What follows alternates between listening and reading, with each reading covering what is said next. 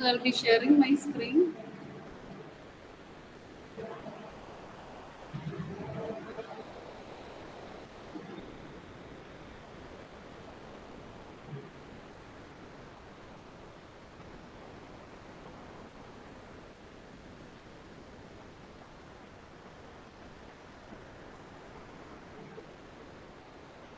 Is it visible to you? Is the screen visible to you?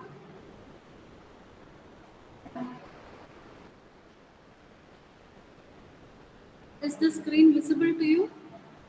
Okay, okay, okay, okay.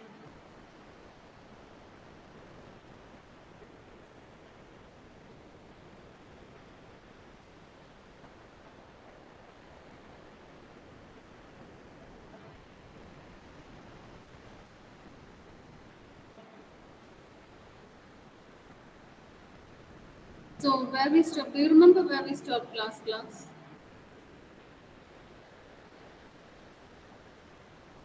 Which law did we study in last class? The hour before this one? During first hour, which law did we study? Anyone? Can you name? Can you name the law? We are studying the rules of inference. We had studied one rule. Around 12 rules you have to study. The first rule we had studied in the first hour. And what is that rule?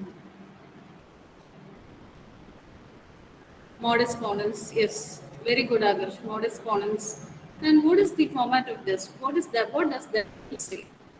What does modus ponens say? What is modus ponens?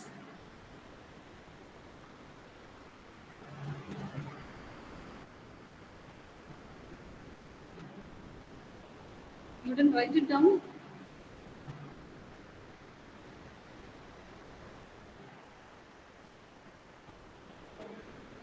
In rules of inference, we had studied one rule, one first rule of inference, and that is modus ponens. That is, you can see here. This is the rule.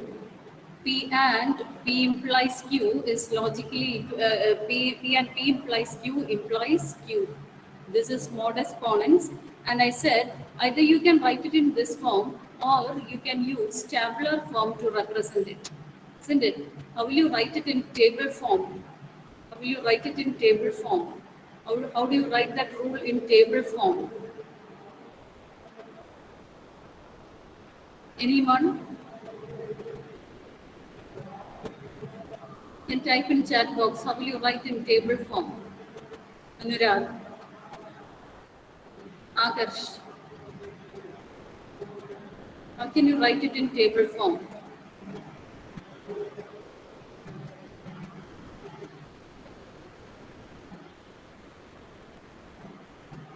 Nobody knows it?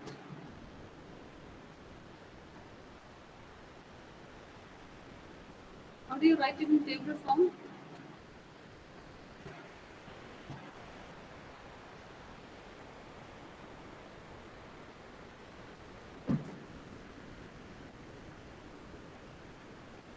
Table form is nothing but you're writing in rows P. Then below that you have to write the next one P implies Q and draw a line and then write the conclusion. Therefore, Q. This is modus ponens. That is, the first premise is P, and if the second premise is P implies Q, then the conclusion is Q. So these are premises. What you write here are premises, and Q is the conclusion. Okay, premises and conclusion. So this is of the form. Premises will be in this way, isn't it? P and P implies Q. This is what we call an argument, isn't it? The conjunction of all premises implies the conclusion Q. Okay, so this is modus ponens. In table form, you write it in rows and draw a line and then write the conclusion. This is the tabular representation. This is the tabular representation. And this is how you write in formulas, okay, as a rule, as a formula. So most often we use tabular representation to represent the rule. So this is the first rule, and that is modus ponens. Okay. Now we are going on to the second rule. The second rule is called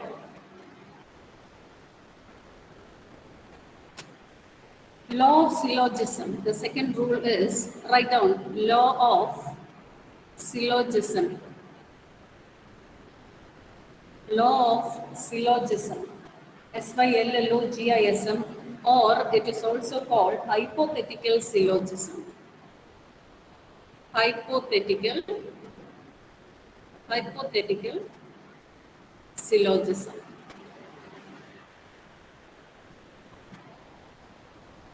Law of syllogism, or it's also called hypothetical syllogism. So this is the second law.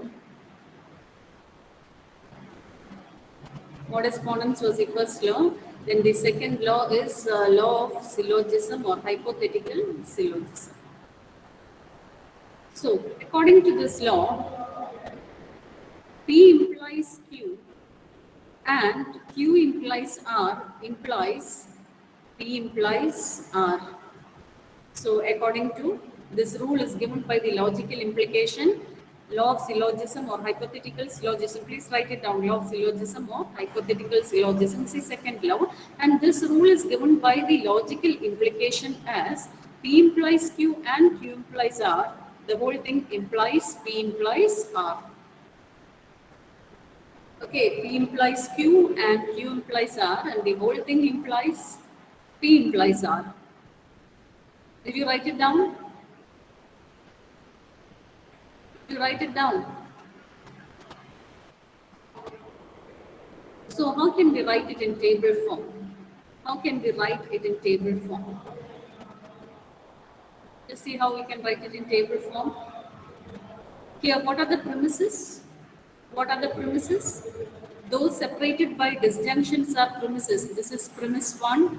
This is the second premise, premise 2, and this is the conclusion. So this is premise 1 and premise 2 implies Q. So this is an argument form.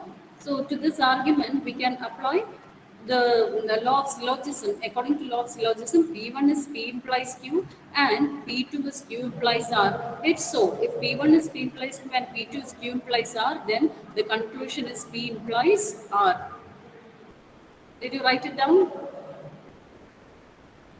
This is called law of syllogism or hypothetical syllogism. Did you write it down? Okay, Adarsh, that which law was it? P implies Q, therefore Q. Which law was it? Adarsh? Modus ponens, isn't it? So I had gone to the second law, law of syllogism. What is law of syllogism? According to law of syllogism, according to the second law, did you write it down? P implies Q and Q implies R. The whole thing implies P implies R. Okay, this is law of syllogism. This is same as if A is greater than B and if B is greater than C, then what is the answer? If A is greater than B and if B is greater than C, then what is the answer? What is the conclusion? If A is greater than B and if B is greater than C, then what is the conclusion? Anyone please respond? Then A is greater than C. Yes, that is the rule which we are applying here also in law of syllogism. If P implies Q and Q implies R, then P implies R. Okay, is it clear? If A greater than B and if B is greater than C, then A is greater than C. The same rule can be applied here also. Instead of greater than, we have used implication. If P implies Q and the variables also, any small letter variables can be used. P implies Q and Q implies R, then P implies R. So this is called law of syllogism. Any doubt? Any doubt? Do you have any doubt?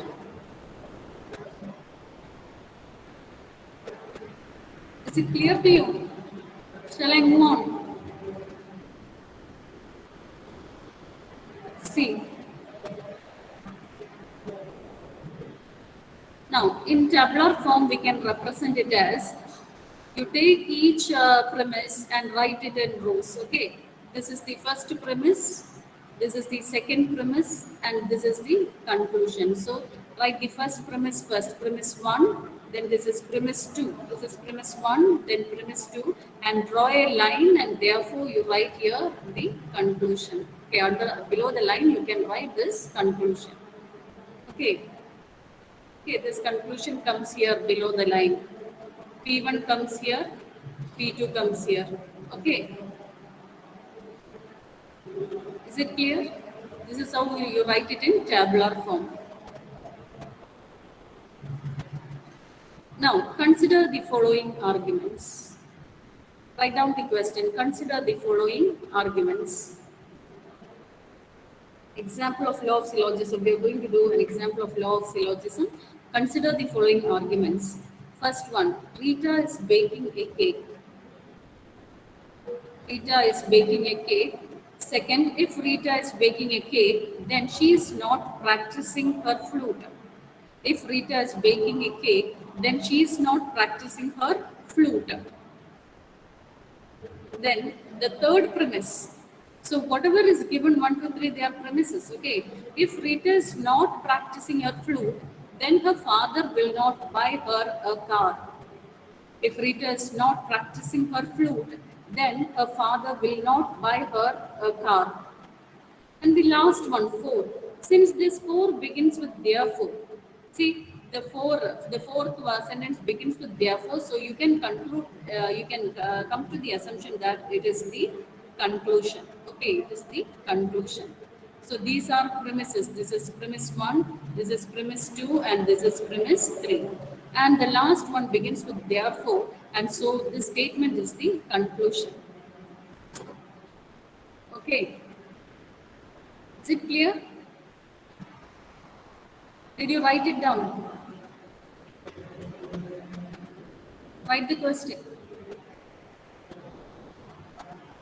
Now, we are going to represent this as in the form of arguments, and we are going to write down the premises first. So here, we have to convert the sentences into logical statements. To convert it, you have to assign variables to this. So Rita is baking a cake is given P. Assign small p to this statement, Rita is baking a cake. So again, here also we have the same sentence. So another simple, find out the next simple sentence here. In this we have, if Rita is baking a cake and this sentence is already assigned P, then she is not practicing a flute. So there is another sentence here, embedded sentence, that is she is not practicing. Usually we give positive sentences to variables. So Q, we can assign Q as she is practicing a flute.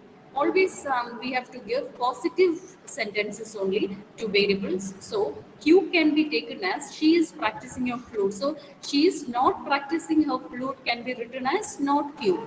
Okay, since we have this notation, we always take positive sentences as we assign positive sentences to variables. So first sentence, Rita is baking a cake can be assigned P. Rita is practicing a flute. Rita is practicing a flute can be assigned Q. So in this sentence, she is not practicing, so it can be written as not Q. So if Rita is not practicing, that is if not Q, then her father will not buy her a car. So here we have one more new sentence. Her father will not buy her car. So we can assign this sentence as R and assign the sentence Rita's father will buy her a car to this variable R. Always, I told you, you have to always assign positive sentences. So if it is negation, then we can just put a negation here. So in this sentence, father will not buy her a car. So it is not R. Should be taken as not R. Anyway, R represents father will buy a car. And in this statement, since it is not, the father will not buy her a car, then it can be not R.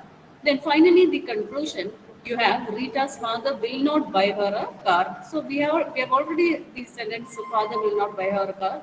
That is not R. Okay, so always assign positive sentences, and if in the given premise it is given as negative, then take the negation. Okay, now we can write these arguments, these four premises. The three premises and the fourth one is the conclusion can be written in tabular form as follows. Look at the tabular form. I hope you will understand this because we had already written statements.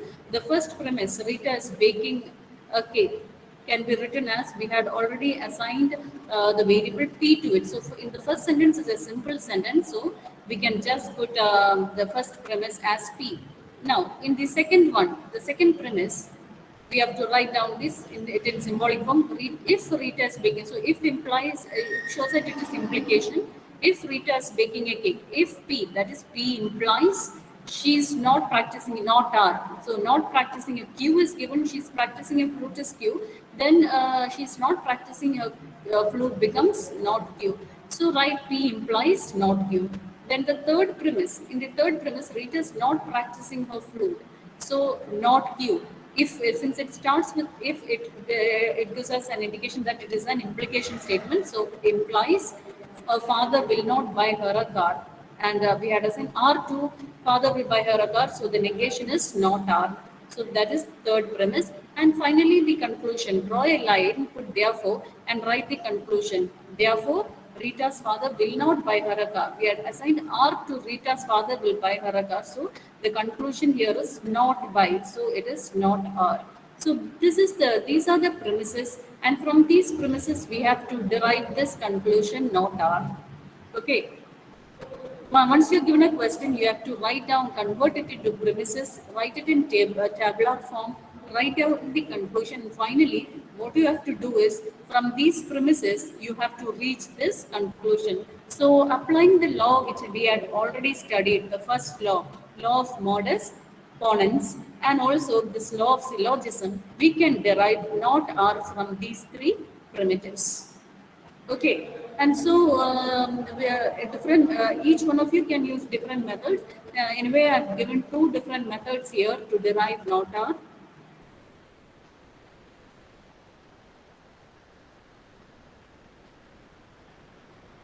See, method one. Let us see how this can be done. Okay. So once you're given a question, the first step you should do is write it down in this table form. In the tabular form, the first sentence becomes your first premise. This is your first premise. The second sentence will be your second premise. Third will be your third. Since only three sentences are given and one conclusion, draw a line and write the conclusion. First step is to write down in tabular form. So if sentences are given, then write it first in table form. Okay, then after that, we have to derive the conclusion from these three premises. Okay, let us see how we can derive the conclusion from these three premises.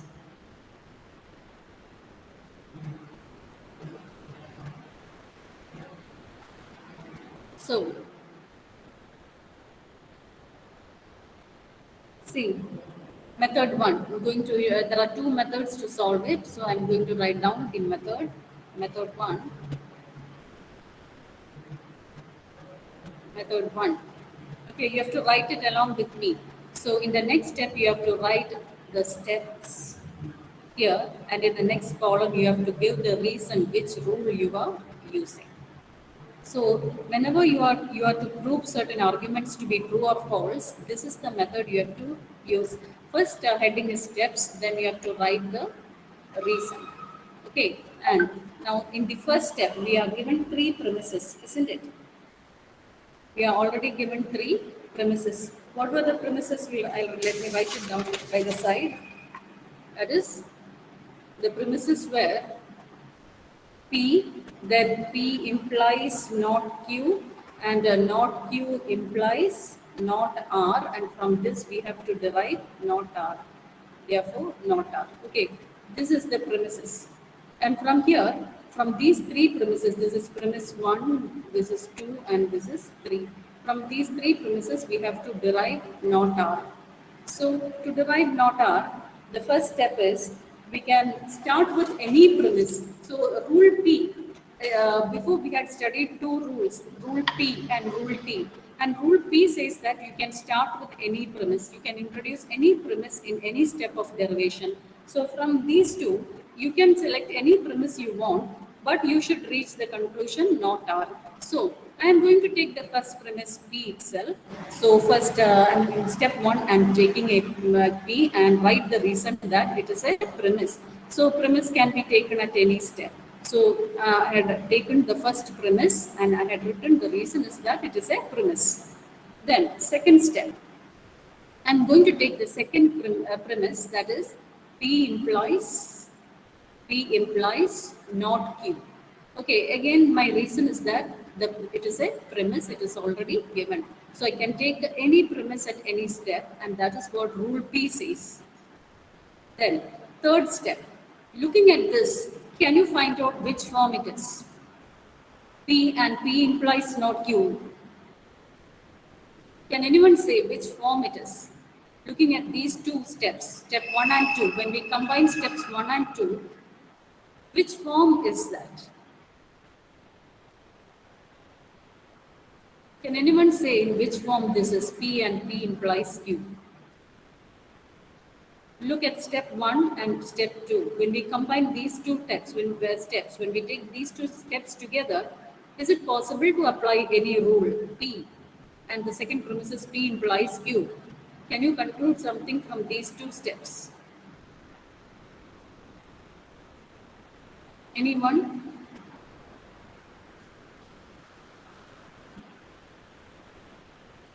See, from steps 1 and 2, we find that it is of the form modus ponens form. P implies not Q. So according to modus ponens, the conclusion there is P and P implies Q. And instead of Q here we have not Q. But anyway, it is of modus ponens form. Modus ponens, what is modus ponens? P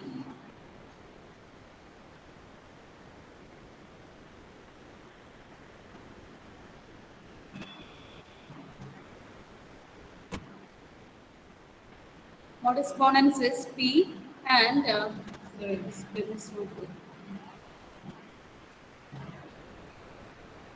P and P implies Q.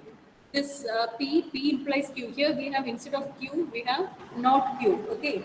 P implies Q gives Q. So here instead of Q, we can write not Q. Anyway, it is of the form P and P implies Q. But instead of Q, here we have not Q. This is Q.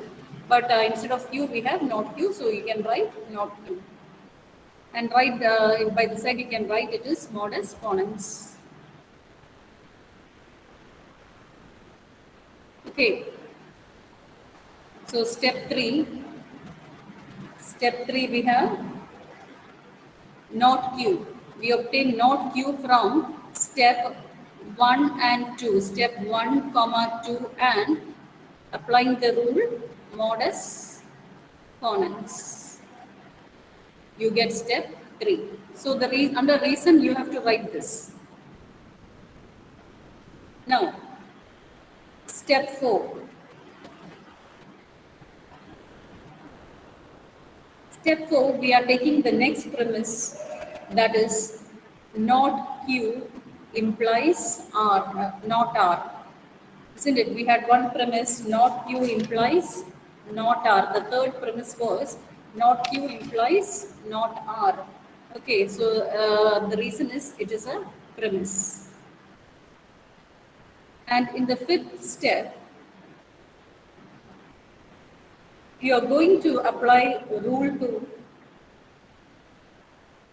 Sorry, this one is not Q, isn't it? This is not Q. So, looking at step 3 and 4, we find that it is again of modus ponens form. P and P implies Q form. So, since this P is same here, not Q, it is same here. So, this is of modus ponens form.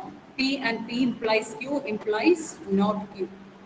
So, implies Q. That is, instead of Q, we have here not R. So, we have written, we can take not R, and this is from step 3, 4 and modus ponens.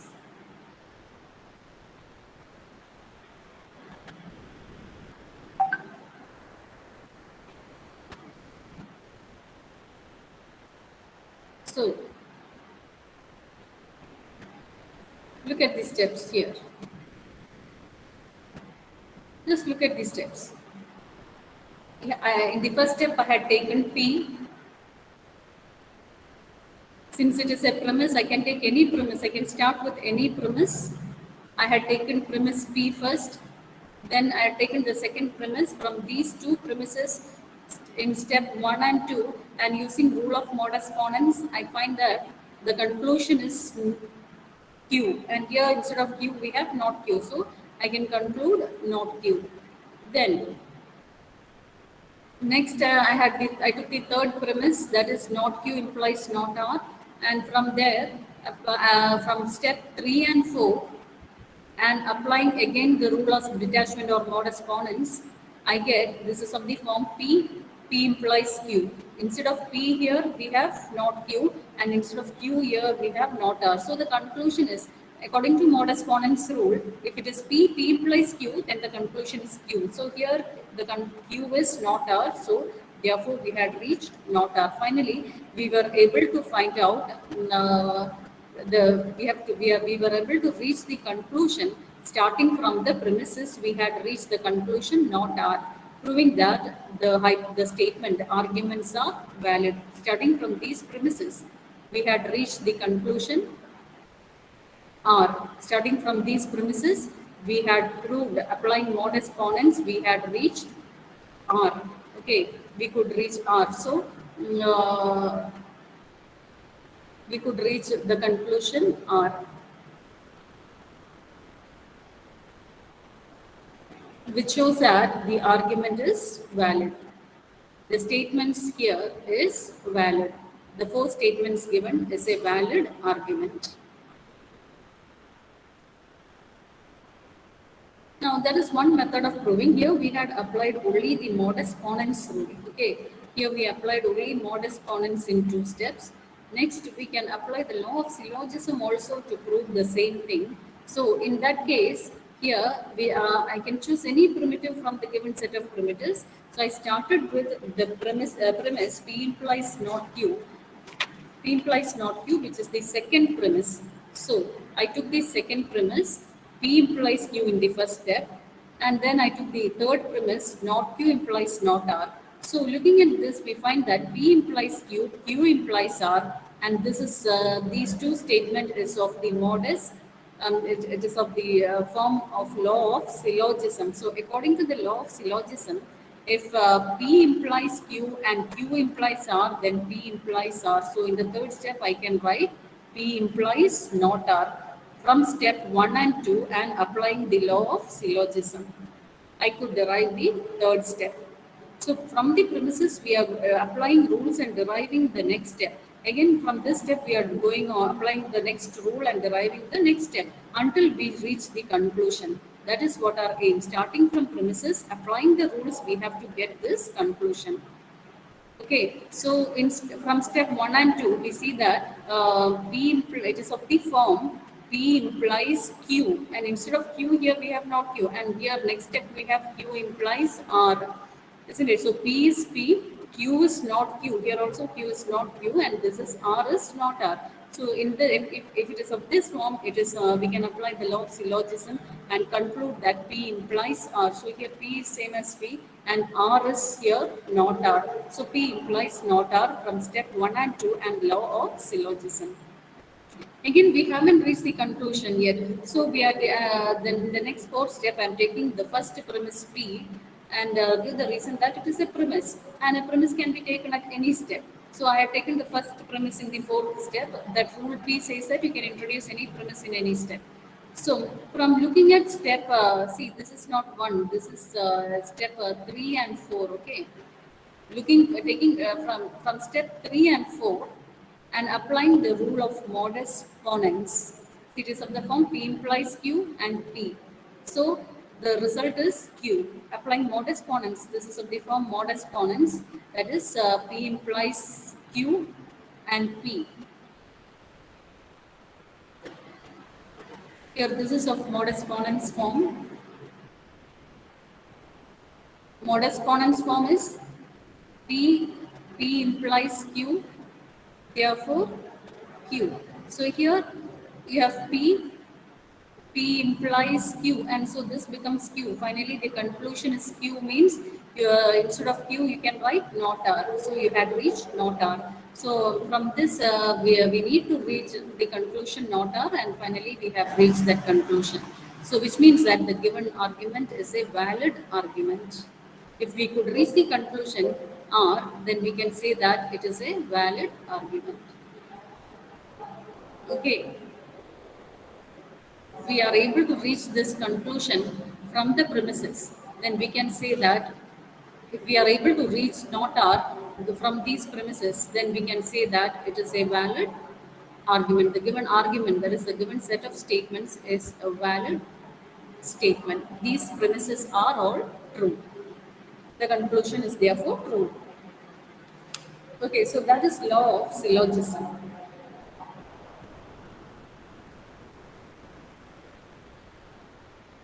Did you understand what law of syllogism is?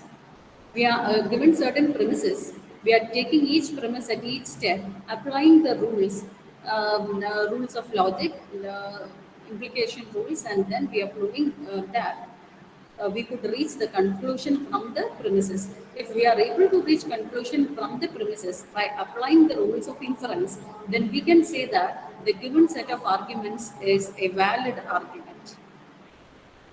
Okay, these statements and this conclusion is valid. So that is law of syllogism. Now we are going on to the third law, modus tollens. The third law is modus tollens. Third rule of inference is modus tollens. Okay, this is the third law of inference. So how many laws did we study now? How many laws did we study now? Two laws. Yes, Anurag, very good. What are the two laws? What are the two laws? Anyone can type in chat box. Modus ponens, yes, very good. Modus ponens, and second law or second rule of inference, law of syllogism, isn't it? Law of syllogism. Also, we call it as hypothetical syllogism, law of syllogism, or it is also called hypothetical syllogism. Modus ponens is also called. What is another name for modus ponens? You have to study all these names, okay? You have to write the names of these rules when you are proving the validity of arguments. So, modus ponens is also called modus ponens, or it is also called rule of detachment, okay? And law of syllogism is also called hypothetical syllogism. Now, next we are going on to the third law, that is modus tollens. Okay. Now let us see what that law is. Modus tollens. So,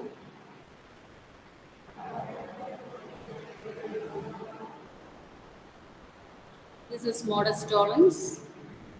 This rule is given by the logical implication. So in logical implication form, we can write it in this way. We can write in two ways. The rule can be written in logical implication form as well as in table form. So in logical implication form, the rule modus tollens is written like this. That is, P implies Q and not Q implies not P. So that is modus tollens. You have to study all these rules, okay? P implies, write it down. The third rule is modus tollens, and this rule is given by the logical implication. P implies Q and not Q. The whole thing implies not P. Okay, and this is in implication form. We can write it in table form or tabular form. So in that case, this is the premise P1 and those separated by and are premises. So this is one premise, this is the second premise, and this is the conclusion. So in table form, we have to write a first premise, then second premise, draw a line, put therefore, and write the conclusion. So this is the table form. So according to the table form, when we the P1 is here, the P1 is P implies Q. The next P2 is not Q.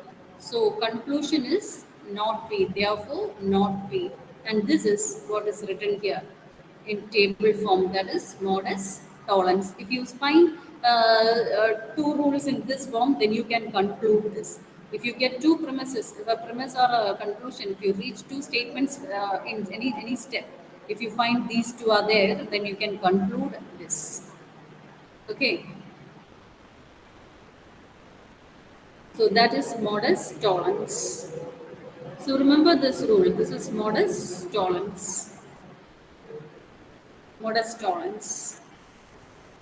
Either you can, given this, you can convert it to this form, a table form, or you can remember table form and you can convert it back to logical implication form.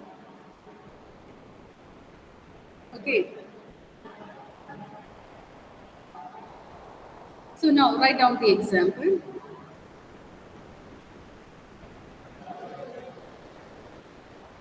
Consider the following arguments for the primitive statement PQ, P, R, S, T, and U. Consider the following arguments for the primitive statements P, R, S, T, and U.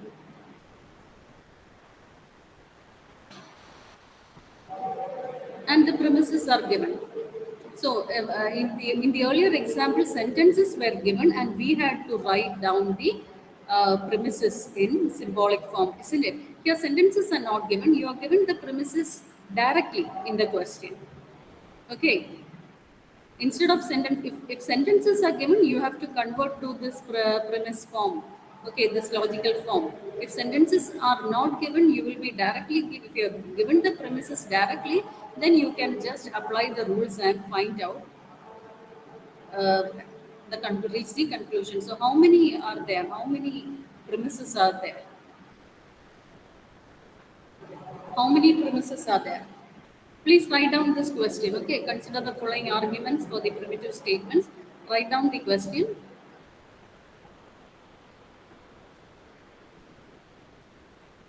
How many premises are there?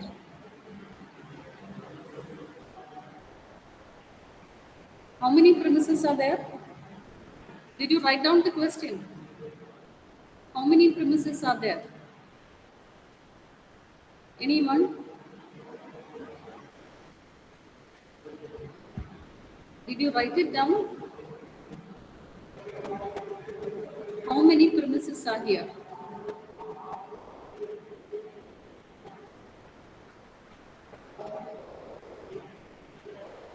Ashwin, how many premises are there? Agarsh, Anurag.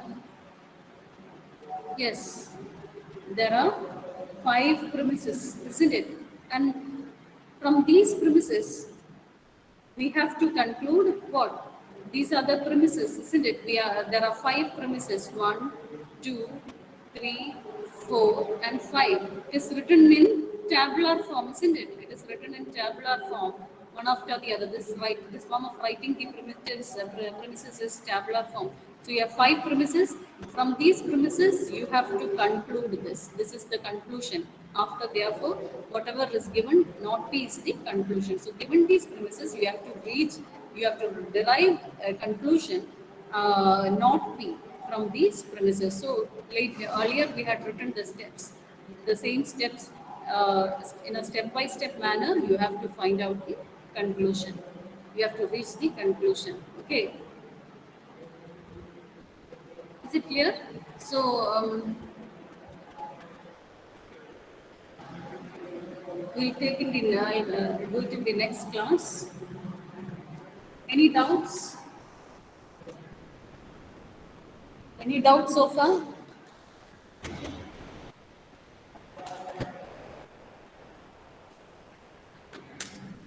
Hello. I'll I had uploaded all the notes till yesterday. Okay.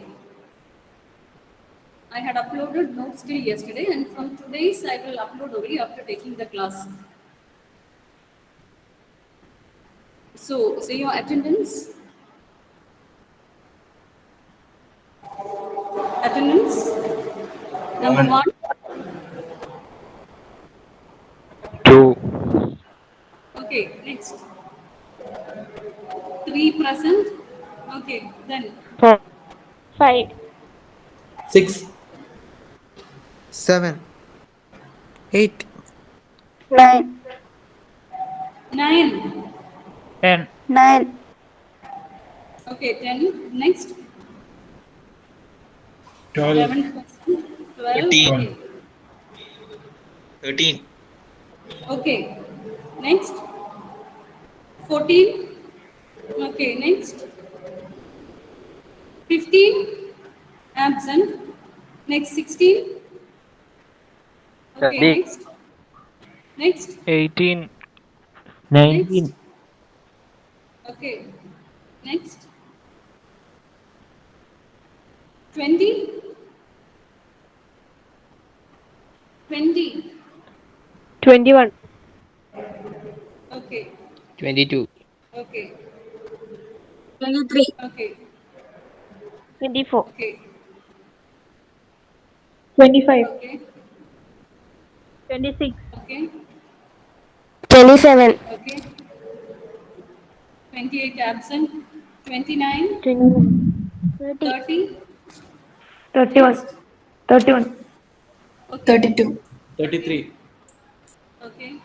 34, 34. 34, Next. 35. Next. 36, Next. 37. Next. 38. 39, Next. 39. 39, Okay. 40. 40. 40 absent. 41. 41, Next. 42, 43. Absent. 44. 44, Next. 46, 45.